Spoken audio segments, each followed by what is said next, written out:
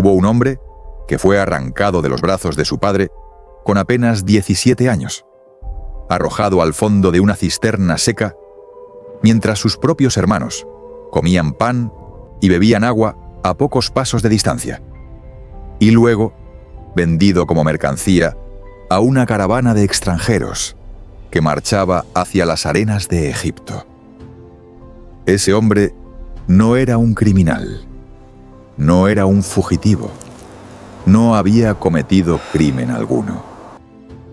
Su único delito había sido soñar y ser amado por su padre con una intensidad que encendió la llama más peligrosa que existe entre los seres humanos: la envidia de la sangre propia. Lo que siguió fue una de las travesías más extraordinarias que registra la historia de la humanidad.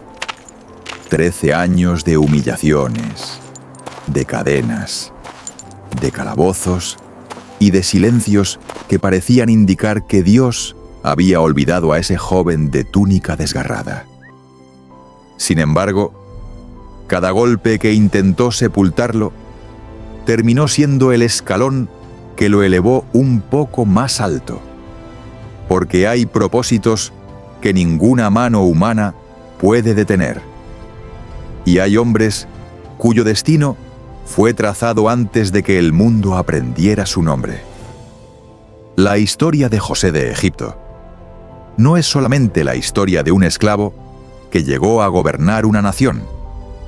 Es el testimonio más poderoso de que el sufrimiento injusto, cuando está sostenido por una fe inquebrantable, puede convertirse en el camino hacia una gloria que ningún hombre habría podido imaginar por sí solo. ¿Qué hace un padre cuando descubre que sus propios hijos le han mentido durante años sobre la muerte del hijo que más amaba? ¿Qué queda dentro de un corazón joven cuando comprende que quienes debían protegerlo fueron los primeros en traicionarlo?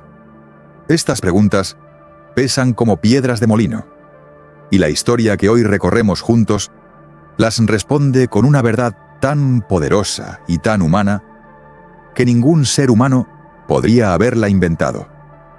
En las tierras de Canaán, bajo el cielo abierto y polvoriento que había visto crecer las tribus de Israel, vivía Jacob, el patriarca, el hombre que había luchado con el ángel de Dios y salido de esa batalla con una cojera y un nombre nuevo.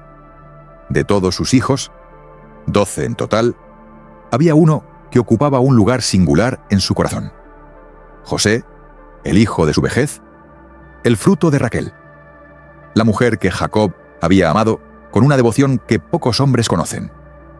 El libro de Génesis, capítulo 37, versículo 3, lo declara sin ambigüedad: y amaba Israel a José más que a todos sus hijos, porque lo había tenido en su vejez, y le hizo una túnica de diversos colores. Esa túnica no era simplemente una prenda de vestir. Era un símbolo visible del favor paterno, una declaración pública de que José era distinto, elegido, apartado de entre sus hermanos. Para un padre amoroso, era un regalo cargado de ternura. Pero para los ojos de los 10 hermanos mayores, esa misma túnica se convirtió en una llama que encendió uno de los fuegos más destructivos que puede arder en el alma humana: el resentimiento. No era únicamente envidia de una tela bordada, sino la acumulación silenciosa de años viendo cómo su padre miraba a José con unos ojos que ninguno de ellos había logrado ganarse jamás. Y como si el favor paterno no bastara, José comenzó a soñar. No eran sueños ordinarios de una mente cansada, sino visiones cargadas de un simbolismo que él, con la inocencia y quizás la imprudencia de sus 17 años, no dudó en compartir con toda su familia. He aquí que atábamos manojos en medio del campo, y he aquí que mi manojo se levantaba y estaba derecho, y que vuestros manojos estaban alrededor y se inclinaban al mío. Les contó a sus hermanos, según registra Génesis capítulo 37, versículos 6 y 7. Las palabras cayeron como chispas sobre madera seca. Y sus hermanos respondieron con una pregunta que escondía más veneno que curiosidad. ¿Reinarás tú sobre nosotros o señorearás sobre nosotros? El texto sagrado añade, con una honestidad que estremece, y le aborrecieron aún más a causa de sus sueños y sus palabras. Un segundo sueño llegó poco después, todavía más grandioso que el primero. El sol, la luna y 11 estrellas se inclinaban ante José. Incluso Jacob, al escucharlo, lo reprendió levemente. ¿Qué sueño es este que soñaste? ¿Acaso vendremos yo y tu madre y tus hermanos a postrarnos en tierra ante ti? Pero aunque el padre guardó silencio, después de esa reprensión, el relato bíblico revela algo tremendamente significativo. Sus hermanos le tenían envidia, pero su padre meditaba en todo esto. Hay una diferencia enorme entre quien guarda una palabra en el corazón para reflexionarla y quien la entierra en el pecho para dejarla pudrirse en rencor. Jacob había aprendido a discernir. Los hermanos, en cambio, habían elegido la oscuridad del odio silencioso. Lo que ninguno de ellos sabía era que esos sueños no eran el producto de una mente vanidosa, sino mensajes sellados por una voluntad que estaba muy por encima de las pasiones de los hombres. El día de la traición llegó con la forma más ordinaria y engañosa posible. Una tarea doméstica. Jacob envió a José a buscar a sus hermanos, que apacentaban los rebaños en Siquem, y luego más hacia el norte, en Dotán. Lo que ninguno de los dos sabía era que ese camino sería el último que José recorrería como hijo libre en la tierra de su padre. Cuando los hermanos lo vieron venir a lo lejos, reconocieron esa túnica odiada, antes incluso de distinguir su rostro. Y en ese instante, el veneno acumulado durante años se convirtió en decisión brutal. «He aquí viene el soñador», dijeron entre sí, según Génesis, capítulo 37, versículo 19. «Ahora pues, venid y matémosle». Fue Rubén, el mayor, quien frenó el impulso más oscuro, no necesariamente por amor desinteresado, sino porque sabía que la sangre de un hermano no podría lavarse jamás de ninguna mano. Propuso arrojar a José a una cisterna vacía que había en ese lugar, con la intención secreta de rescatarlo después y devolverlo sano a su padre. Pero la crueldad de los eventos no esperó a que el plan de Rubén se completara. Mientras él se alejaba del grupo, una caravana de mercaderes ismaelitas que viajaba desde Galaad hacia Egipto cruzó por el camino en el momento preciso. Fue Judá quien entonces propuso algo que los hermanos percibieron como una solución más práctica. ¿Qué provecho hay en que matemos a nuestro hermano y encubramos su muerte? Venid y vendámosle a los ismaelitas, y no sea nuestra mano sobre él, porque él es nuestro hermano, nuestra propia carne. Las palabras sonaban casi a misericordia. No lo eran. José fue sacado de la cisterna y vendido por 20 piezas de plata. 20 piezas.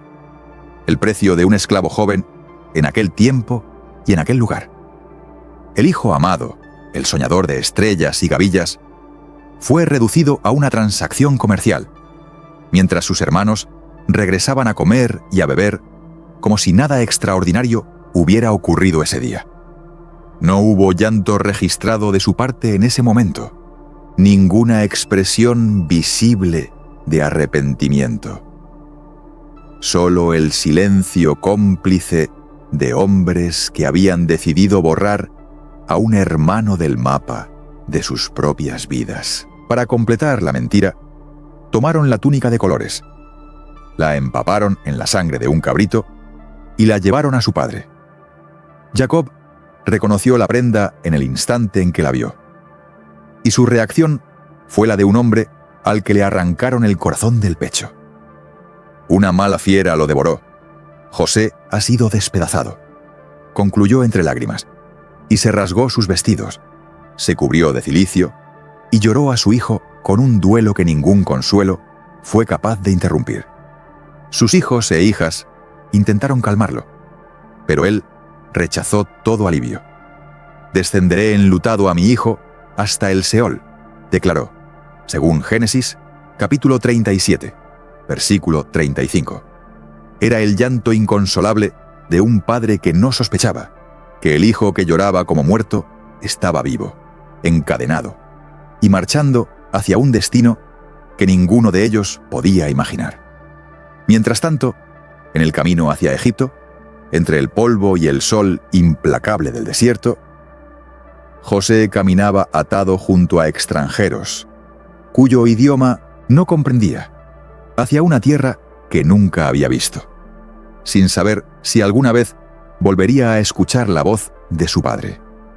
Lo que José no sabía era que esas cadenas no eran el final de su historia, sino el inicio de la transformación más asombrosa que registran las páginas del texto sagrado. Hay momentos en la vida que parecen destrucción total y que, vistos desde el otro lado del tiempo, resultan ser la mano de Dios moldeando a un hombre para una misión que trasciende su propio dolor. José estaba siendo llevado, no abandonado. Estaba siendo preparado, no desechado.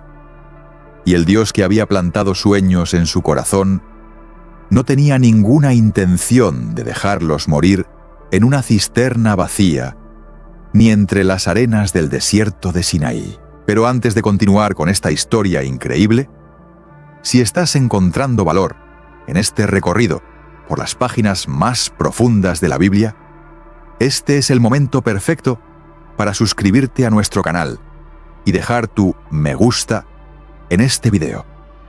Tu apoyo nos permite seguir creando contenido como este, y juntos construimos una comunidad que busca la verdad con el corazón abierto.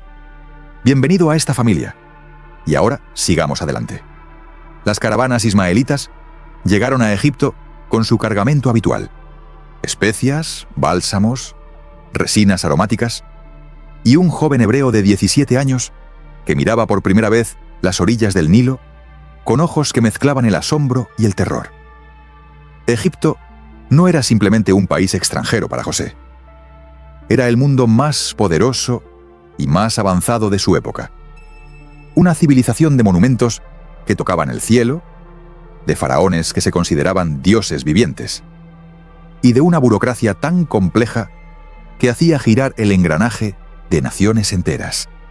José llegó encadenado, sin nombre que alguien reconociera, sin familia que lo reclamara, sin idioma que le permitiera explicar quién era realmente. En el mercado de esclavos de aquella gran nación, un hombre llamado Potifar lo compró. No era un comprador cualquiera. Era oficial del faraón, capitán de la guardia, uno de los hombres de mayor influencia en la corte del rey más poderoso de la tierra. Para el Wall, José era ahora una propiedad, un número en el inventario de la casa de un grande. Pero el texto sagrado revela algo que ningún mercader ni ningún comprador podía ver. Y Jehová estaba con José, y fue varón próspero, declara Génesis, capítulo 39, versículo 2. La presencia de Dios en la vida de un esclavo no es un concepto abstracto, ni una promesa vacía. Esa presencia se manifestó en decisiones sabias, en trabajo impecable, en una actitud que destacaba entre todos los demás siervos de la casa. Potifar lo observó, y no era un hombre ciego a los resultados. Todo lo que José tocaba, prosperaba. Todo lo que administraba crecía. Todo lo que organizaba, funcionaba con una precisión que parecía sobrenatural. Precisamente porque era sobrenatural, porque la mano de Dios estaba sobre aquel joven hebreo, Potifar llegó a una conclusión que pocos amos habrían tenido la humildad de reconocer. Jehová estaba con él, dice el relato, y todo lo que él hacía, Jehová lo hacía prosperar en su mano. Así que Potifar lo elevó por encima de todos los demás esclavos y lo puso como mayordomo de su casa, entregándole la administración de absolutamente todo lo que poseía. Desde los campos hasta las bodegas, desde el ganado hasta las finanzas del hogar, todo quedó bajo la responsabilidad de José. Y bajo esa responsabilidad, todo floreció. Había algo más que Génesis describe con una delicadeza que no pasa desapercibida. José era apuesto de rostro y hermoso de semblante. En otro contexto, esa belleza habría sido simplemente un rasgo agradable. En la casa de Potifar, se convirtió en el detonante de la prueba más peligrosa que José enfrentaría hasta ese momento. Porque la esposa de Misno Bercieni, Potifar, lo miró, y lo que vio despertó en ella un deseo que no tenía intención de disimular ni de controlar. «Duerme conmigo», le dijo sin rodeos, según Génesis, capítulo 39, versículo 7. La directness de esa orden era la de alguien acostumbrado a obtener lo que pedía, alguien que no esperaba resistencia de parte de un esclavo, que, en teoría, no tenía derecho a decir que no. Pero José no era simplemente un esclavo con un cargo administrativo. Era un hombre con una conciencia formada en la fe de sus padres, con una comprensión profunda de lo que significaba la lealtad, y con un temor a Dios que ninguna posición social podía comprar, ni ninguna amenaza podía doblegar. Su respuesta fue tan clara como la propia pregunta. «He aquí que mi Señor no se preocupa conmigo de lo que hay en casa, y ha puesto en mi mano todo lo que tiene. No hay otro mayor que yo en esta casa, y ninguna cosa me ha reservado sino a ti, por cuanto tú eres su mujer. ¿Cómo, pues, haría yo este grande mal, y pecaría contra Dios?» Esas palabras, conservadas en Génesis, capítulo 39, versículos 8 y 9, revelan la arquitectura moral de José con una claridad deslumbrante. No invocó únicamente la lealtad a su amo humano. Invocó la lealtad a Dios, que era la razón más profunda y más inamovible de todas. Lo que la esposa de Potifar no comprendía era que el rechazo de José no era cobardía ni indiferencia, sino la expresión más valiente de su carácter. Ella insistió día tras día, según nos cuenta el texto sagrado, y día tras día José rehusó acostarse junto a ella, o siquiera permanecer en su presencia más de lo estrictamente necesario. Había en esa perseverancia del rechazo algo que hería profundamente el orgullo de una mujer poderosa. No solo no conseguía lo que quería, sino que el objeto de su deseo parecía genuinamente no desearla a ella. El día definitivo llegó cuando José entró a la casa a realizar sus tareas y no había nadie más presente. Ella lo tomó de la ropa con una determinación que ya no tenía nada de seducción, y sí mucho de desesperación. José huyó literalmente, dejando la prenda en manos de ella y saliendo corriendo de la habitación, porque era el acto de un hombre que prefería perder su túnica, su posición y quizás su vida antes que perder su integridad. No hay imagen más poderosa de la fidelidad bajo presión extrema que la de un hombre que huye de la tentación, dejando literalmente su ropa atrás. Pero la mujer de Potifar guardó esa prenda como evidencia, y cuando llegaron los hombres de la casa, construyó una mentira elaborada y calculada. El esclavo hebreo había intentado violarla, y ahí estaba la ropa que él había dejado al escapar. Cuando Potifar llegó a su casa y escuchó la historia de su esposa, el texto dice que su furor se encendió. No nos dice que investigó la verdad. No nos dice que interrogó a José. No nos dice que buscó testigos. La palabra de su esposa fue suficiente, y la consecuencia fue inmediata. José fue arrojado a la cárcel del rey, al lugar donde estaban los presos del faraón. Cerremos los ojos por un momento e intentemos imaginar lo que sintió José al cruzar esas puertas. Había pasado de ser el hijo favorito de su padre a ser esclavo. Había sobrevivido esa caída con dignidad y había vuelto a elevarse por su trabajo honrado y su carácter íntegro.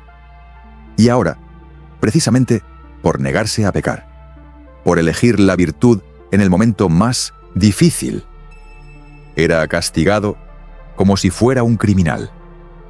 Era la segunda gran traición de su vida. Y esta vez venía no de hermanos de sangre, sino de una mentira que él no podía refutar porque nadie en esa casa estaba dispuesto a escucharle. Sin embargo, el texto bíblico añade una frase que lo cambia todo. Una frase que parece susurrada entre líneas, pero que contiene toda la teología de la historia de José. Pero Jehová estaba con José, y le extendió su misericordia, y le dio gracia en los ojos del jefe de la cárcel. Según Génesis, capítulo 39, versículo 21. Ni las acusaciones falsas, ni los barrotes, ni la oscuridad de un calabozo egipcio habían logrado lo que sus hermanos tampoco habían podido lograr años antes: separar a José de la presencia de Dios. Y esa presencia, invisible para todos los demás, pero real como el aire que se respira, era la única garantía que José necesitaba para saber que esta historia todavía no había terminado. Hay semillas que tardan años en germinar, no porque sean débiles, sino porque el suelo en el que fueron plantadas necesita tiempo para estar listo. En la oscura prisión del faraón, mientras el mundo exterior seguía girando con sus intrigas y sus ambiciones, José administraba el calabozo con la misma excelencia silenciosa con la que había administrado la casa de Potifar. El jefe de la cárcel terminó poniéndolo a cargo de todos los demás presos, porque era imposible estar cerca de José y no percibir que había algo en él que iba más allá de la inteligencia o la habilidad natural. Fue en ese lugar de sombras donde llegaron dos hombres que cambiarían el curso de la historia sin saberlo: el copero mayor del faraón y su panadero mayor, ambos caídos en desgracia ante el rey por razones que el texto no detalla, pero que debían de ser graves, pues eran funcionarios de altísimo rango. José fue asignado para atenderlos, y una mañana, al acercarse a ellos, los encontró turbados y con el semblante demudado. Al preguntarles la razón, ambos respondieron con una misma confesión. Habían tenido sueños durante la noche, sueños que los inquietaban profundamente, y no había nadie en esa prisión que pudiera interpretárselos. Lo que siguió fue una de las respuestas más reveladoras de todo el carácter de José. En lugar de guardar silencio o de fingir ignorancia, dijo con una humildad tan natural como el aliento: ¿no son de Dios las interpretaciones? Contádmelo ahora. No se atribuyó a sí mismo ningún poder especial. No infló su propio ego ni aprovechó el momento para negociar ventajas. Simplemente reconoció que el don que habitaba en él no era suyo, sino prestado por una inteligencia infinitamente más alta. El copero describió su sueño: una vid con 3 ramas que brotaban, florecían y producían uvas maduras que él exprimía en la copa del faraón y se la entregaba en la mano. José interpretó con una seguridad serena que no dejaba lugar a dudas. Las 3 ramas eran 3 días, y al cabo de ese plazo, el faraón levantaría la cabeza del copero y lo restituiría a su cargo. Luego, con una humanidad conmovedora, que recuerda que detrás del intérprete de sueños había un hombre que llevaba años encadenado injustamente, José añadió una petición sincera: acuérdate, pues, de mí cuando te vaya bien, y te ruego que uses conmigo de misericordia, y hagas mención de mí a Faraón, y me saques de esta casa. Al panadero mayor Animado por la buena interpretación que había escuchado, le tocó después compartir su propio sueño. Llevaba 3 canastas de pan blanco sobre su cabeza, y las aves venían a comer de la canasta de arriba. José no vaciló ni suavizó la verdad para hacerla más tolerable. Las 3 canastas también significaban 3 días. Pero al cabo de ese tiempo, el faraón levantaría la cabeza del panadero de sobre él, lo colgaría en un madero y las aves comerían su carne. Ambas interpretaciones se cumplieron con exactitud quirúrgica al tercer día, cuando el faraón celebró su cumpleaños y restableció al copero en su oficio mientras ejecutaba al panadero. Pero entonces ocurrió algo que José no pudo prever, y que el texto sagrado registra con una brevedad que duele. Y el jefe de los coperos no se acordó de José, sino que le olvidó. 2 años completos pasaron sobre aquel olvido. 2 años de silencio, 2 años de espera, 2 años en los que un hombre con el Nochcien don de interpretar el futuro no podía ver el suyo propio. Era la tercera gran prueba de paciencia, después de la cisterna y después de la prisión injusta. Y esta vez, el agente del olvido no era un enemigo declarado, sino alguien a quien José había ayudado con generosidad. 2 años después, el faraón soñó, no una vez, sino 2 veces en la misma noche, con visiones tan perturbadoras que al despertar su espíritu estaba agitado y no encontraba reposo. En el primer sueño, 7 vacas hermosas y gordas salían del río Nilo y pacían entre los juncos, y detrás de ellas salían 7 vacas feas y flacas que devoraban a las primeras sin que su aspecto mejorara en absoluto. En el segundo sueño, 7 espigas llenas y hermosas crecían de un mismo tallo, y luego 7 espigas delgadas y abatidas por el viento del oriente las engullían por completo. El faraón convocó a todos los magos y sabios de Egipto. Ese inmenso depósito de conocimiento ritual y adivinatorio, que era el orgullo intelectual de la civilización más avanzada del mundo antiguo. Y nadie pudo darle una interpretación que satisficiera su espíritu inquieto. Fue en ese momento de vacío intelectual y angustia real cuando la memoria del copero mayor despertó de su largo sueño.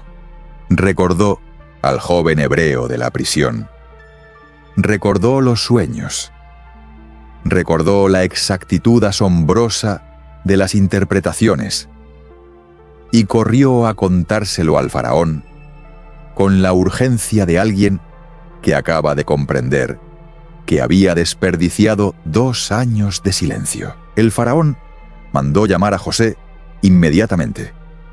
Antes de que José entrara a la presencia del hombre más poderoso del mundo conocido, se afeitó, cambió sus vestidos de prisionero y se presentó ante él con la dignidad de alguien que sabe que el momento para el que fue preparado durante 13 años finalmente ha llegado.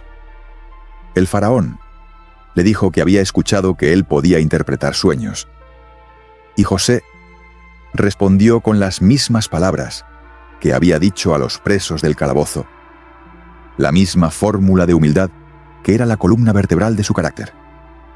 No está en mí. Dios será el que dé respuesta propicia al faraón. La interpretación fue tan clara como el agua del Nilo en su temporada más pura. Los 2 sueños eran uno solo, porque Dios había determinado hacerlo así, y lo había mostrado al faraón. 7 años de abundancia extraordinaria vendrían sobre toda la tierra de Egipto, seguidos de 7 años de hambre tan severa que toda la abundancia anterior sería consumida y olvidada.